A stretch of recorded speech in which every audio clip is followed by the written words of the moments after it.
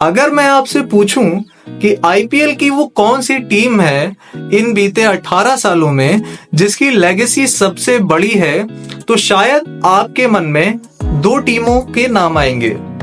और जाहिर सी बात है, दो टीमें वही हैं जिन्होंने 5-5 बार आईपीएल की ट्रॉफी को जीता हुआ है। पहली टीम इसमें आपके माइंड में आएगी चेन्नई सुपर किंग्स और दूसरी टीम आएगी मुंबई इंडियंस। लेकिन अब अगर इन टीमों में भी आपसे पूछा जाए कि आपको क्या लगता है किस टीम की लेगेसी ज्यादा बड़ी है, तो बहुत सारे लोगों के अपने अलग अलग ओपिनियन होंगे।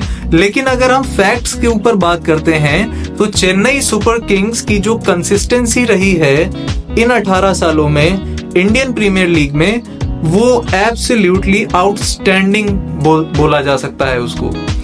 मुंबई इंडियंस ने भी 5 बार टाइटल को जीता है, पर उन 5 टाइटल्स के अलावा अगर हम और सीजन्स की बात करें तो वाकई में ऐसे भी सीजन्स हैं जिसमें उन्होंने प्लेऑफ्स के लिए क्वालिफाई किया, सेमीफाइनल खेला या फाइनल खेला, जैसे कि 2010 में उन्होंने फाइनल भी खेला था और उसके अलावा उन्होंने क्वालिफाई भी किया हुआ है प्लेऑफ्स के लिए। लेकिन अगर हम सीएसके की बात करते हैं तो आप भाई उठा लें 2008 से लेके 2008 में उन्होंने फाइनल खेला, वो हार गए राजस्थान रॉयल्स से। 2009 में फिर से उन्होंने सेमीफाइनल खेला।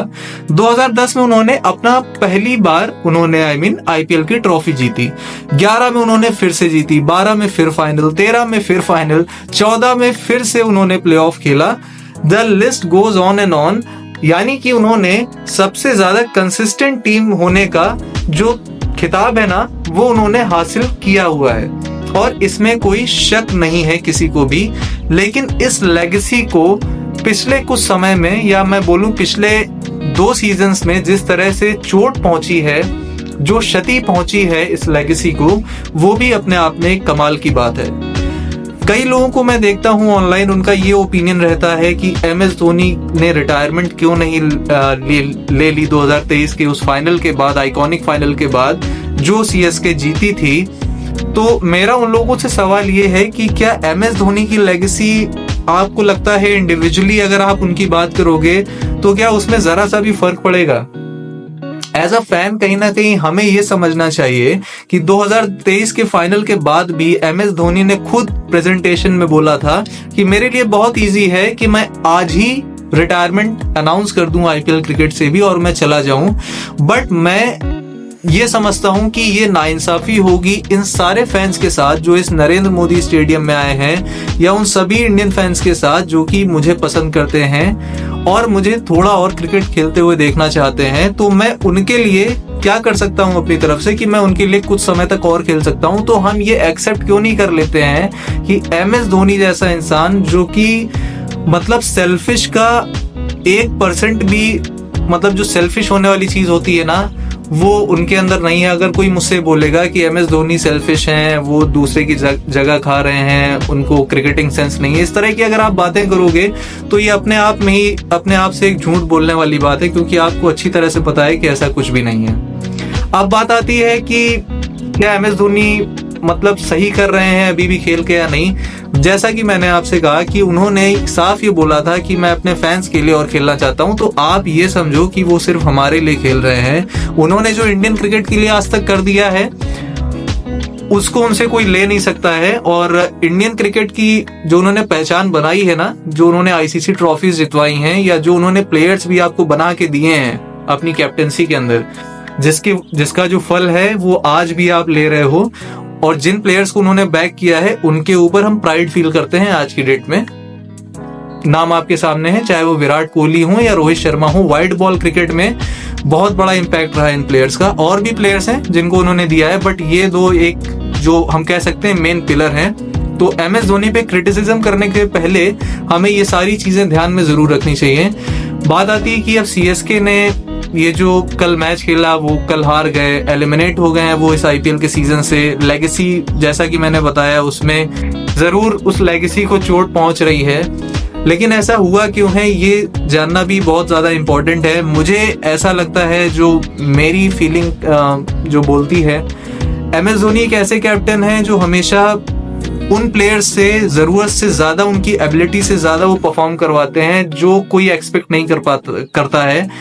दूसरों को लगता है ये प्लेयर इतना अच्छा नहीं कर सकता है, बट वो उसके अंदर से भी कुछ ना कुछ खींच के निकाल लेते हैं।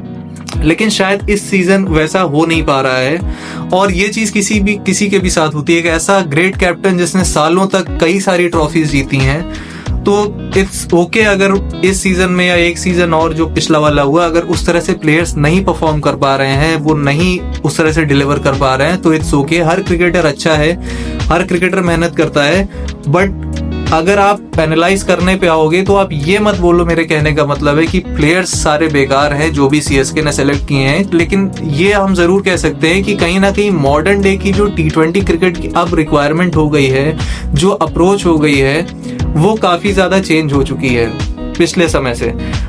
ये हम जरूर हमें एक बात माननी पड़ेगी कि सीएसके की मैनेजमेंट, अगर हम बोले, कहीं ना कहीं कप्तान का भी इसमें थोड़ा सा रोल होगा कि उन्होंने उन प्लेयर्स को शायद सही से रिटेन नहीं किया या सही से पिक नहीं किया ऑक्शन में, जो कि इस मॉडर्न डे T20 क्रिकेट को की जो रिक्वायरमेंट्स हैं उसको अच्छी तरह से मीट कर सकें। अब यहाँ से आगे क्या सीएसके के लिए मेरे हिसाब से आगे एक चीज ये है कि आगे आने वाले फ्यूचर के लिए वो अच्छे प्लेयर्स को रिटेन करें। कई प्लेयर्स को मैं देखा गया है कि अच्छे प्लेयर्स को शायद उन्होंने रिटेन नहीं किया या अच्छे प्लेयर्स पिक नहीं किए, लेकिन मेरा ये मानना है कि अगर फ्यूचर को देखना है ना, तो सबसे पहला नाम जो मेरे मन में आता है जिसको उनको रिटेन रखना चाहिए नेक्स्ट सीजन्स के लिए, वो है Dewald Brevis. He is a really good player. अब उनको उतना एक्सपीरियंस भी हो चुका है और आने वाले टाइम में T20 क्रिकेट में he is going to deliver. उनको रिटेन रखना, उनसे परफॉर्मेंस लेना बहुत जरूरी है। उनको छोड़ ना दें आगे आने वाले सीजन्स के लिए, ताकि कोई और टीम उनको पिक कर ले। यंगस्टर्स भी काफी हैं इस सीएसके की टीम में, जो कि प्लेइंग 11 में भी आपको देखा होगा कल।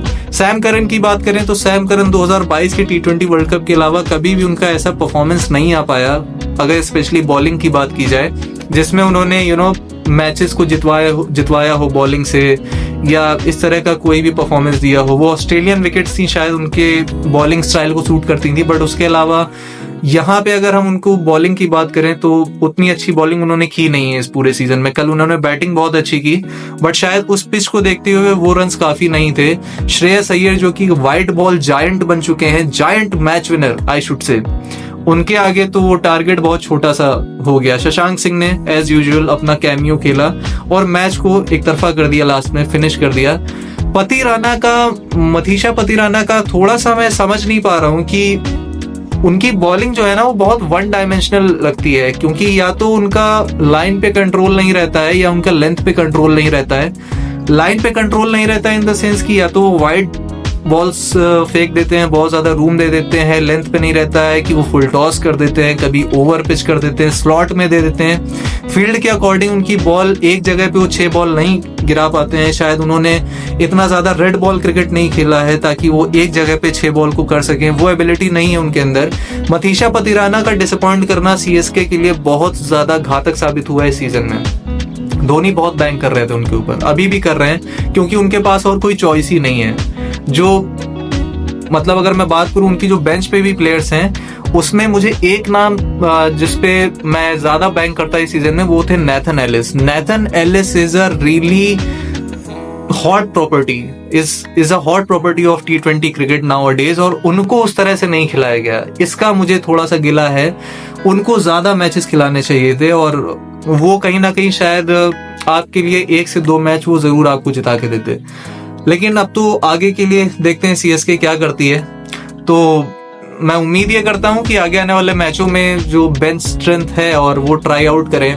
यंगस्टर काफी हैं, नहीं डिलीवर कर पाए, क्योंकि एक सीजन में मेरा ये मानना है कि अगर आपको कोई टूर्नामेंट जीतना है तो बहुत कम ऐसा होगा कि ज्यादा यंगस्टर्स आपको जिता दें उस टूर्नामेंट को। कम होता है, ऐसा देखने को मिलता है। जब तक सीनियरिटी का जो परसेंटेज है, जो कंट्रीब्यूशन है, वो ज्यादा होता है सीनियर प्लेयर्स का इस सीजन में। बट ओपनर्स भी सीएसके के पास उस तरह के नहीं है। जो एक्सपीरियंस्ड ओपनर थे वो मॉडर्न डे T20 क्रिकेट की रिक्वायरमेंट्स को नहीं मीट कर रहे हैं, चाहे वो डेवॉन कॉनवे हो, चाहे वो रचिन रविंद्र हो।